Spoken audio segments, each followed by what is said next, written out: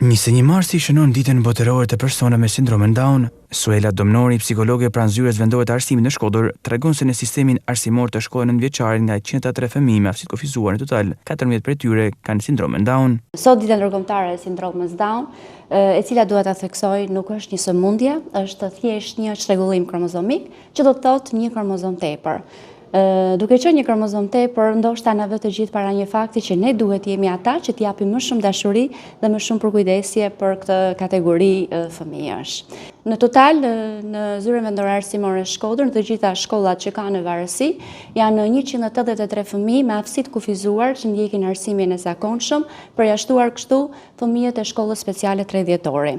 Ndër këta fëmijë, 5 fëmijë janë me sindromin Down, të cilët përfshihen në arsimin e zakonshëm në shkolla gjithëpërfshirëse, të cilët mbështeten në mësuese ndihmëse dhe me një plan edukativ për t'i ardhur në ndihmë atyre. Pasi duhet theksojmë, ata kanë një potencial të jashtëzakonshëm.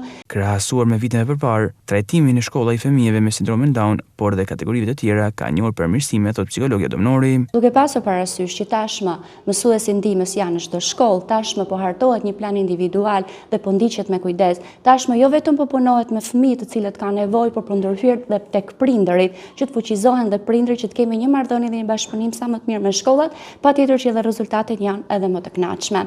Ajo që dua të theksoj është që kjo kategori, fëmijët me sindromin Down, janë dhe kategoria të cilët përfshihen dhe përshtaten dhe pranohen më lehtë nga shoqëria.